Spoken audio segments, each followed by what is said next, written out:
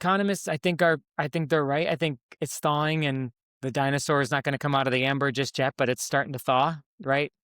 And I think once that T-Rex starts running around, there's going to be a lot of pent-up demand. Real builds, real decisions. You see the finished houses, and we uncover the steps it took to get there.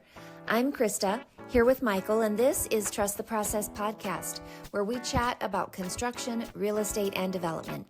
We pull back the curtain on the new home industry, the real estate market, and the trends shaping it all. Discover the stories, insights, and expertise behind building a new home. In today's episode, we look ahead to 2026, why the end of 2025 felt like a turning point, and the latest data and what it says about sales, inventory, and rates. We're also going to talk about the recent housing headlines and how that could help to shape our year ahead. Thanks for joining us. We're glad you're here. Let's jump right into it. Welcome back to Trust the Process podcast. We're now in season 2. This will be our second episode of season 2, and wanted to do a quick launch into 2026. So we are still waiting for numbers to come back from 2025. We know kind of how the year ended, but without any factual numbers, we don't really have anything that we can trend on or that we could discuss. But as soon as that data comes back to us, we'll be sharing a 2025 wrap up. But in the meantime, kind of where are we at? I mean, we're into the first couple of weeks of January 2026. A lot of economists and analysts and speculators on the industry have some ideas about what they think will be happening in 2026.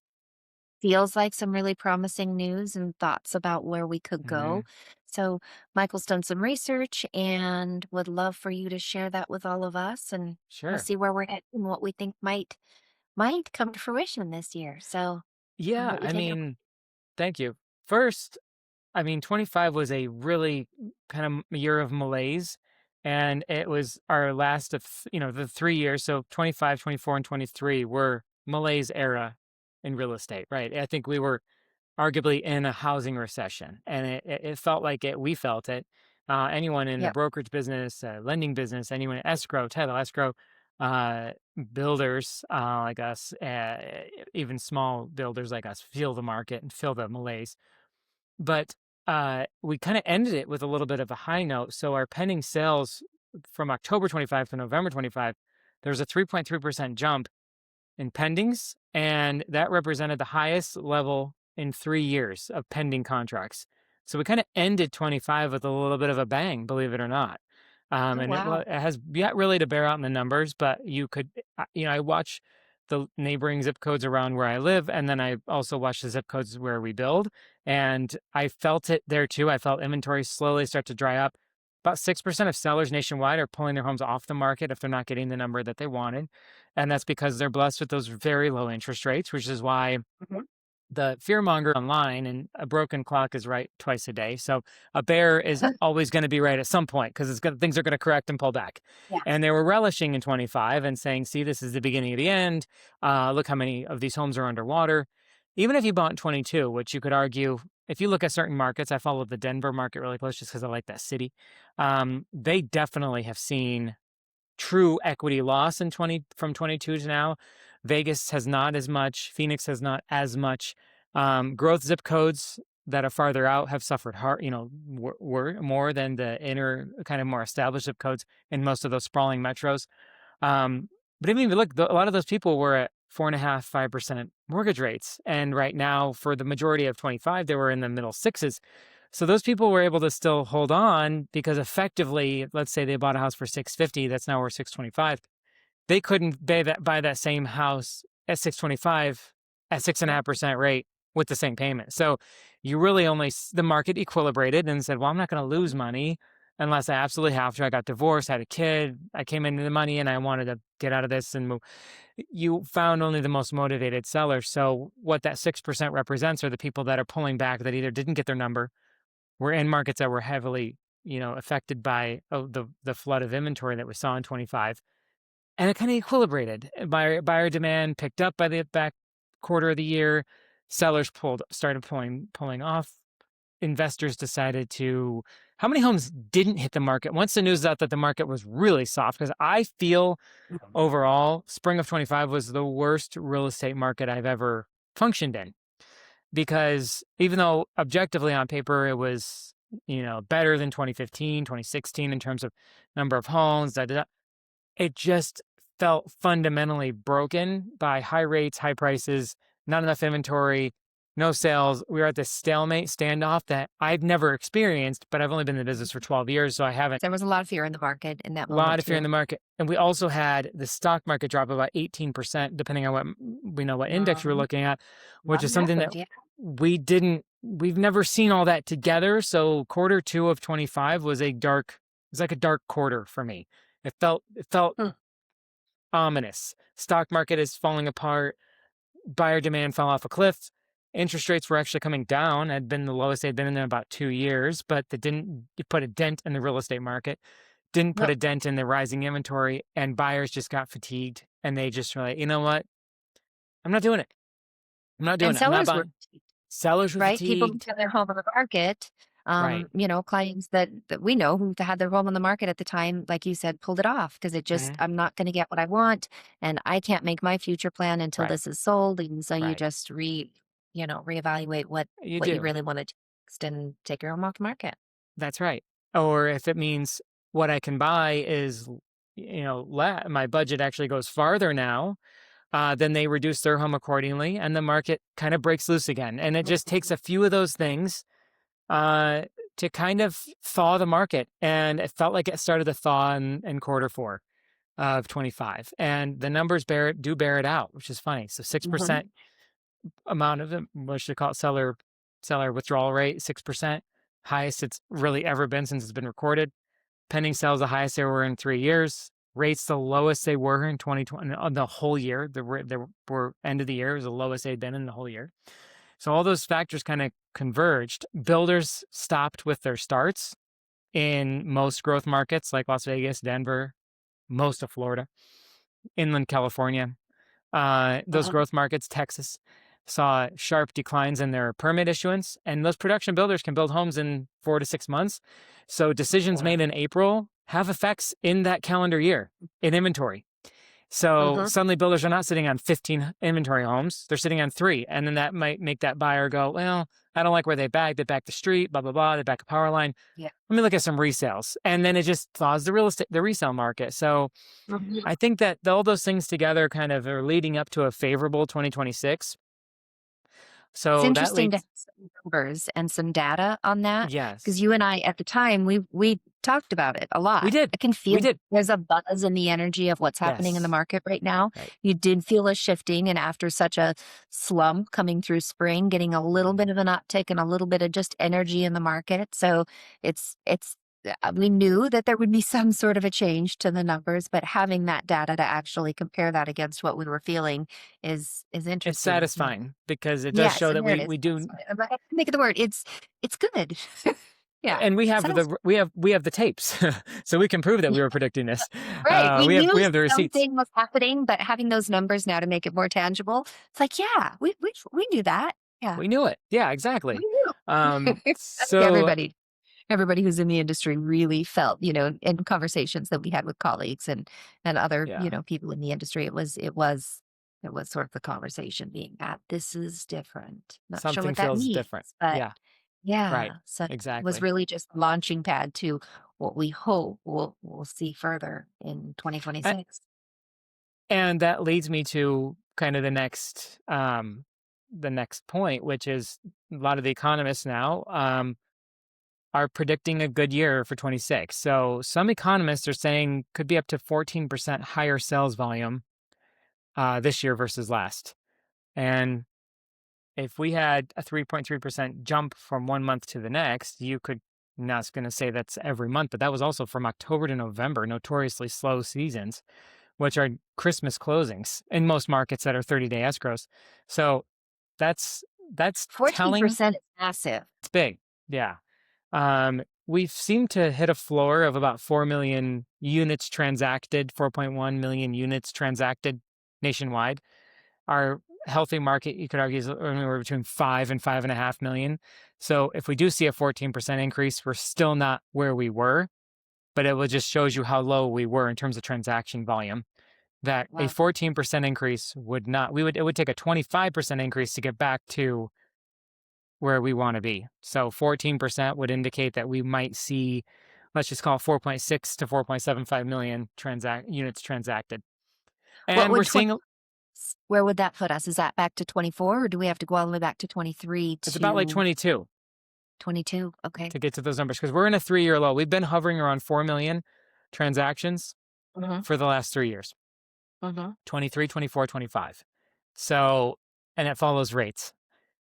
So economists, I think they're right. I think it's thawing, and the dinosaur is not going to come out of the amber just yet, but it's starting to thaw, right?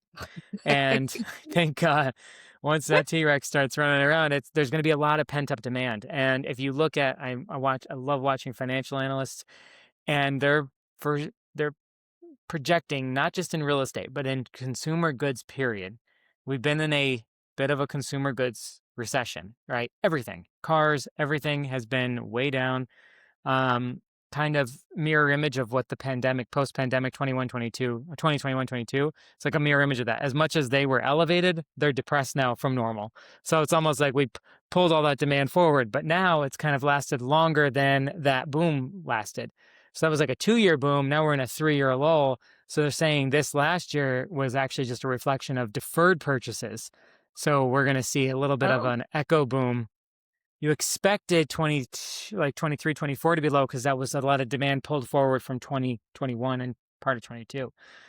And most of 20 was not pulled forward demand. Most of 20 was shut down. So really it was end Q4 2020, all of 21, all of 22. Rates started spiking on cars, homes, everything, short-term credit cards, everything in the latter half of 2022.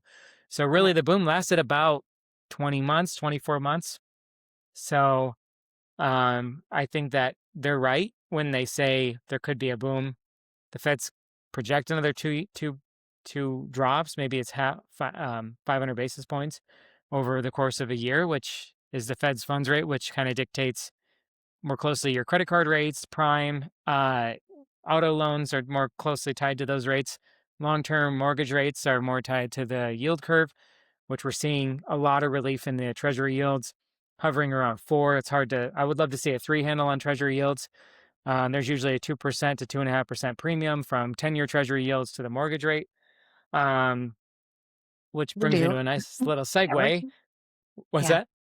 We're due for that. We're due. Yeah. Everybody We're would due. like to see. Yes. So brings me to my next segue, which was this second week of January was very newsy for real estate from the federal level. So there's executive direction that they want to prohibit institutional purchases of single-family homes. There's no legislation, it's a tweet at this point, but it's showing that the mood and the sentiment is probably need to do something with housing affordability. This feels like something. And a lot of people say, well, wait a minute, how do you dictate that? How are you going to police that? They could just form a shadow LLC. You can't prevent an LLC from buying houses. So how do you know that LLC? So it's better to either play with the tax shelter that real estate is, or pull other threads on the housing market. And I think within 2 days, that news got back to the administration that, hey, that sounds good on paper. It's a good campaign rally and a good rallying cry. But it's really not going to do anything. And if it overall gives builders less confidence, it's actually going to hurt the long-term viability of the real estate market. So I went down the rabbit hole on that, and it's very zip code dependent, as I found out. But even in the most obscene corporate ownership of single-family homes outside of Atlanta, some parts of Vegas, outside of Colorado, Charlotte has huge institutional presence. It's only at the highest percentages, you're only going to find about 7% of the real estate market held by an LLC that also owns 100 houses. So it's hard to find it because you have to find an LLC that owns 100 houses. How do you even find that entity? And it's about 5% of high presence markets. So in markets where it's high presence, that whole real estate market's about 5%. So Charlotte's about 5%. Las Vegas is about 4%. If you look at, there's a map, and the darker blue it goes, the higher percentage of institutional ownership there are. You looked at the entire map, it was broken down by county. There were only about 7 counties that were really dark blue. We were a shade lower, Clark County. Maricopa County and Phoenix was our shade. So, and those were 3 to 4% ratios. So it's not a huge, it's more symbolic to say, hey, we're trying to tackle housing affordability. We're trying to tackle corporate landlords. But there are a lot of people that like corporate landlords. There are a lot of people that will be forever renters, or they need to rent for 1 or 2 years, and they'll pick an invitation home or an American Homes for Rent home over a mom and pop landlord because there's a maintenance portal. There's usually lower deposits. There's more standardized features. Maybe all stainless steel appliances, let's just say. Their yards are all done. There's no threat of the landlord. If we need another 6 months, we can talk. There's no threat of the landlord moving back into their home or selling their home or whatever. So there were equal and opposite rallying cries in the reverse saying, wait a minute, this represents, there's like 1.3 million homes owned by institutional investors. So that's 1.3 million renters that would, what does that look like? Do they, if they can't acquire more, and there's been nothing to say that they would, force you to sell them. But the thought is that if you can't buy more, a lot of those companies work only on scale, and they'll maybe only hold a property for 3 years and sell it, or take as much of the depreciation they can, 1031 exchange it, kick it down the road. So there's a lot of factors there that it became unpopular in a matter of a couple of days. Doesn't mean that it won't happen. It would need congressional approval. If it does happen, I think there's either 101 workarounds or it won't even make it past Congress. But there are way too many workarounds on that. It's cost you $400 to form an LLC. And let's just say the threshold is 10 houses that you can hold. You say, okay, your LLC can't hold more than 10 houses. Okay, well, if you want to own, I think they own about 4,000 housing units, corporations like that. But what's a single, I think Blackstone owns, I want to say 2,900 or 3,900 houses. So they would own, 400 LLC. At the end of the day, there's not going to stop them. That's just their cost of doing business. Even if it doesn't come to fruition, or if nothing comes of it, it's holding up space in the environment. It's taking up some sort of a bandwidth within the industry as a whole. And so it recreates a climate around that whether you like it or not, or whether it ever becomes anything, it still it becomes a placeholder that keeps people on some sort of a question. Yeah, I completely agree. And I liked it. I mean, I don't think it's the smartest thing to do. I also don't love corporate ownership of single family homes. I know that it's probably good for the investors. I know it's maybe good for those tenants that want to rent in a single family home and they feel more comfortable with a large corporation with a maintenance portal, with standardized everything. I just wish that it didn't. I wish that didn't have to be. I wish we didn't need corporate landlords. I wish homes were affordable enough in relation to wages to not require that, to not have a market for that, I should say. So anyway, so on the heels of that, the administration announced that it's going to use some of the money that Fannie and Freddie is sitting on, the GSEs, that are nationalized, basically mortgage-backed security traders, and Fannie and Freddie does. We could have a whole episode on that. He's going to take some of that cash, which is about $200 billion, and buy mortgage-backed securities. So none of that's happened. It's going to happen. It's been announced as of yesterday. It was pretty late in the day, actually, on East Coast time. And just on the heels of that, or the next day, mortgage rates dropped 0.15%, which is huge. So they went from 6.2, which they've been hovering around for the latter half of 2025, to just over 6. And we're really close to a 5 handle. But the funny thing is, the 10-year Treasury yields didn't drop by the same percentage. They didn't drop hardly at all today. So the spreads, which are usually 2.5 between a 10-year Treasury and a 30-year fixed, are now down to about 2% today. So there's big compression on those yields, maybe because the feds are signaling that they're going to start buying mortgage-backed securities, which makes people say I should buy some mortgage-backed securities now, buy some bonds now, because I want to lock in that pricing at 6%, so that when I turn around in 6 months and mortgage bonds are trading at 5%, so then that has a cascading effect, the same way that when people pull their money out of bonds, the yields go up. So the same math works in the other direction. And I think we saw a little bit of that today, a little bit of a rally with mortgage bonds, which is great. We want rallies on mortgage bonds. That's how Mhm. mortgages get cheaper. You have more people competing for that debt. But before you get too optimistic, the mortgage-backed security market is about $11 trillion, 9.5 to 11 trillion, depending on who you ask. And about $1.6 trillion of new mortgage-backed security debt gets generated every year and sold. Hmm. Daily trading volume is about 200 to 300 billion in daily trading volume. So it's probably not going to put a huge dent in it, but if it's part of a bigger plan, it might put a dent in it, and it might help signal that, hey, we're going to start pulling some other levers to bring down. We pretty much out of tricks to bring down the long-term yield curve. We're having a really hard time with the amount of national debt we hold to see 10-year treasury yields go any lower than where they are now. It seems like they're really resistant to the threes. And then Japan will have a debt crisis, or Japan will have bond spikes, and then it makes everyone nervous about bonds. And, I know that China has stopped buying a lot of our bonds because they're kind of in a recession.